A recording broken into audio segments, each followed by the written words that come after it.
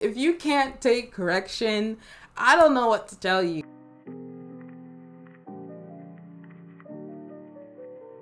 Hello everybody, welcome to the channel. Today we are going to be talking about 5 signs you should not become an illustrator, or better yet, a children's book illustrator, because I've been doing this for several years now and I have come to accept and realize that this road is not for everybody.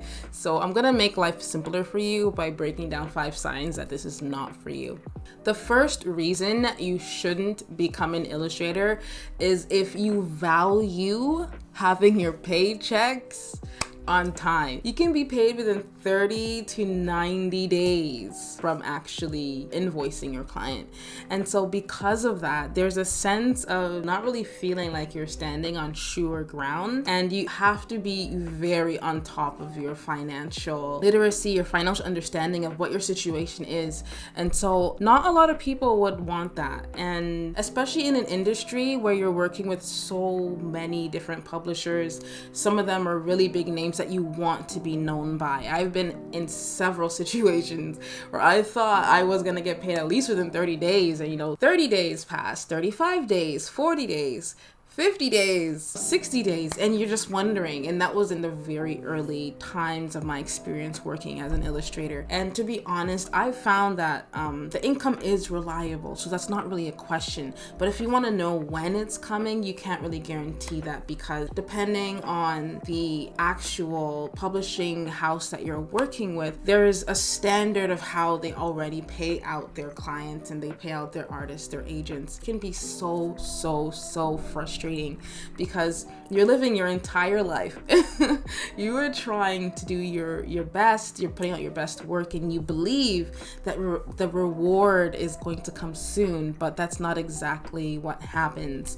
And you kind of have to become a creature of delayed gratification. And I feel like being an artist, that is definitely a skill set. Unless you're putting that into your own contract that you're signing with your client one-to-one, don't feel like it's an expectation that everybody's gonna deal with you that way. So I just wanted to bring that to your awareness, because it is a very important thing that I feel like you should know. The second sign that you should not, and I seriously mean this, that you should not become a illustrator, children's book illustrator, is if you cannot manage your time well or properly. I'll give you the rundown about pretty much how this goes. So you would imagine if you're coming from like a regular job mindset, you always have somebody or groups of people to keep you accountable to do your job. But the thing is, when you're working as a children's book illustrator, if you are somebody who cannot work without direction all the time, every single day, and you don't take initiative without someone giving you an order, this is not the field for you, because you're going to be given an idea, a concept that needs to be fleshed out, and then they're gonna give you potentially a deadline, maybe 3 weeks out, maybe 4 weeks out, maybe 2 weeks out. But you need to find out how you can get this work done within your already pre-existing daily life activities. But you need to find out how to get that work done by that deadline, because it's so easy to feel like you have a lot of time. And depending on how many projects you're taking at a time, you will come to find out that time goes by very quickly when you are not accounting for the fact that life is still happening. If you're not somebody who can manage your time well, that can be realistic about how long it actually takes you to do a piece, how long it actually takes you to color something. Is your sketching phase faster? Is your final coloring stage faster? What stages do you save time, and what stages do you end up taking more time away from? These are honest questions you really have to be asking yourself, because it all factors into how much time you need. Because if you do not have enough time, you need to make that known as early as possible, whether to your agent or directly to the art director that you're working with. Your reputation is honestly on the line, and that is something you do not sacrifice or put on the line for no reason, or reasons that you could honestly get ahead of. Because in this industry, working in children's books, everyone is going to be talking about what their experience working with you was like. And you're breaking in already in the beginning stages. It's like you really have to outperform yourself so that you can have lasting memories with the art directors, so that they feel comfortable working with you again. And if not in a similar fashion and on the same types of projects, maybe they'll be the reason that will encourage another agent or another person or another opportunity to come your way because of the positive experience they had working with you. And so time management is so important, because I tell you, these deadlines that they're giving you and that they're depending on you to fulfill, we have to know early on so we can advocate for ourselves. We can put ourselves in the best position to finish the work in a healthy way, in a mindful way, and in an honest way, so that you can deliver work that you like and you enjoy, but also so that you can still have a work-life balance, because that's what it's about. There's no reason to kind of like fight for this thing and this dream that you've wanted and you can't enjoy it because you're stuck at a computer screen. I'm just giving you guys the real 100 because I've been through it. I'm going through it. So I'm being honest with you guys. The next thing I wanted to share with you was an invitation to like this video if it's something that you're enjoying so far, or if you even stayed this long. So thank you for watching. Here we go, back to the video. The third sign, or the third reason you should not become an illustrator or a children's book illustrator, is if you cannot handle correction. If you can't take correction, I don't know what to tell you. If you don't know how to survive the fiery darts or seeing your work being picked apart, and I don't even mean in a harsh way, I just mean if you can't handle seeing other people expressing their idea about your work, this isn't for you. This isn't for you. A big part of being a children's book illustrator is understanding that your work isn't necessarily yours. So yes, it's your ideas and it's coming from your creativity and it's yours and that you made it, but you're making it for a commercial purpose or for somebody else. You're bringing another vision to life. And you have to kind of get to a place as an artist where you separate yourself from your work and it's its own person. I like to identify my work as, they're their own children. They have their own personalities. They have their own likes and dislikes, but I can only impose so much onto them, because they have their own life of their own and that they will live, and they're going to go and depart into the world.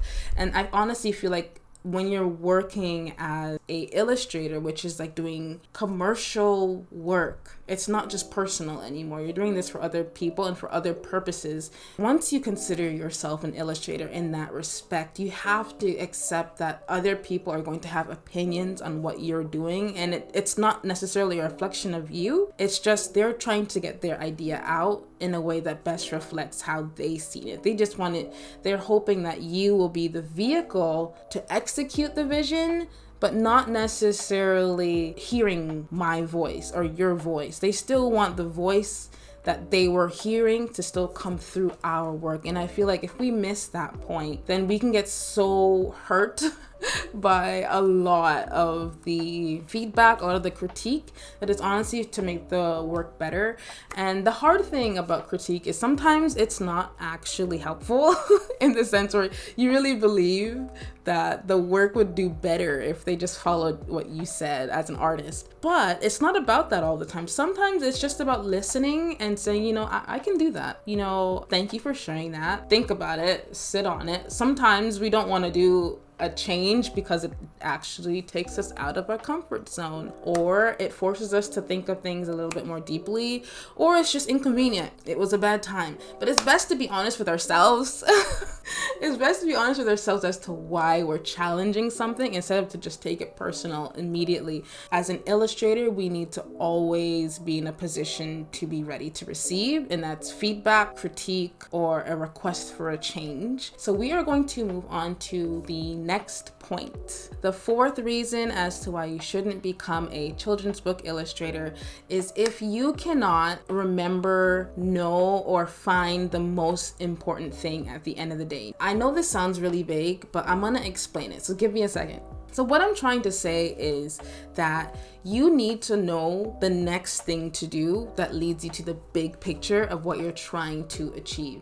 So working in this line of work, doing this type of career, you feel really free, if you know what I mean. Like you can do art whenever you want and you can create whenever you want, and no one's really forcing you to do it. And to be honest, being an illustrator is just like that. And I don't know how else to say it.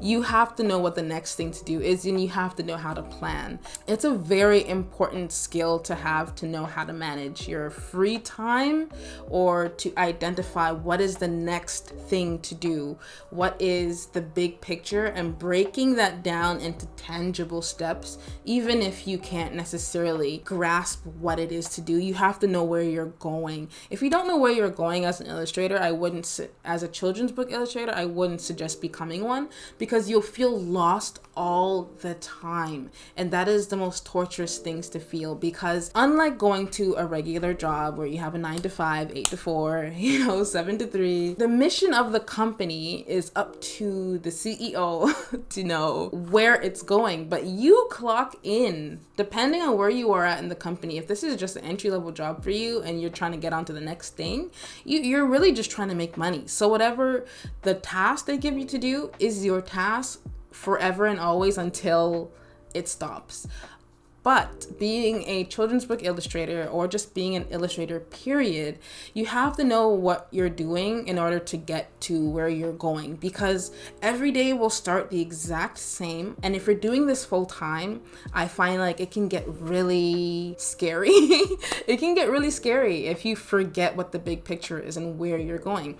Because, and for this reason, you are literally your own boss. Unless you actually identify your why. Like, why are you doing this? Who am I doing this for? Where am I going? What am I trying to accomplish? You'll always feel like you're missing it. And when you do that, even the fact that you became the very thing that you were trying to achieve becomes obsolete. It doesn't even matter anymore, because you feel like you still missed the mark and you're still chasing for something, even when you're in the very thing you prayed for, the very thing you were believing God for. So if you aren't somebody who's able to roadmap, schedule, and plan their life independently of the action of others, or just simply see yourself as your own boss and have a vision for your life, I wouldn't suggest this type of career, because it's not always about the next thing. Being an illustrator and being a children's book illustrator is also about change. You just have to be prepared to shift and be prepared to have that vision that'll adjust to the direction and the landscape that where you're going. Or the last point of why you should not become an illustrator or a children's book illustrator is if you don't like to talk to people. If you don't like to talk to people, then don't become an illustrator. Don't become a children's book illustrator, because I feel like a really big part of the career is communication. And thankfully, being an illustrator, you don't have to be in an office. Like, as you see, like here, I'm just sitting here in my home office. But the challenging part about this job for me is at the communication level that I need to display, both in the business, both as an artist and throughout social media, is that communication needs to be at 100. Because your reputation, as I said earlier, is a really, really big part of maintaining the status quo and ensuring that other people have a really good idea of what it's like to work with you, what it's like to speak to you. Are you positive? Are you negative? Are you naggy? No. What is the impression that you want to give people? Your work can only take you so far. And I feel like we have to find ways where our social anxiety can kind of be put at bay when our needs, our food, our coin is on the line, because the responsibility of the reflection of everything you say stops at you. It doesn't just reflect some other company, it reflects you.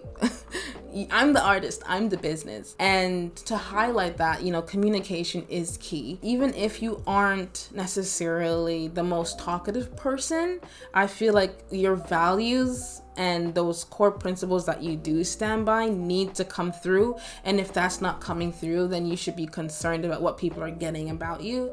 Because if you're not prompt when you're emailing, if you're not positive, if you're not someone that can take criticism, you know, and the way that you're reacting, the way that you're expressing yourself to these experiences is really what's going to be remembered by people. So if you don't like communication and you don't like the idea of, you know, your past decisions following you, I wouldn't say that this is a career for you. But if you are somebody that doesn't mind shouldering that weight of, you know, or taking responsibility for yourself, then I would say this is for you. Definitely. There's a lot of positive inside of all the things that I've mentioned so far, because if any of the things that I've shared with you kind of push you away from wanting to do illustration or become an illustrator, then I'm actually happy for you, because you don't want to enter into a career or into a type of work that actually stresses you out unnecessarily. This lifestyle isn't the easiest that I have. It's easier in terms of, you know, I work from home. Things are more convenient in terms of accessibility, but boy, is it challenging. Honestly, I have more responsibilities now than I did before. Like my social responsibility of what it takes for me to actually succeed. I have to make this name for myself every day. And if I mess up, I could potentially mess up for everything. I've accepted that, you know, a lot of the things that I've mentioned aren't bad things. They're just things that not everybody wants to deal with. Thank you so much for listening. I am believing the best for everybody that listened to this video. Illustration isn't for everyone, and the sooner we as artists find our space where we can thrive, the sooner we can all continue to be celebrating each other. Thank you for watching this video. I'll be dropping another video soon. Thank you.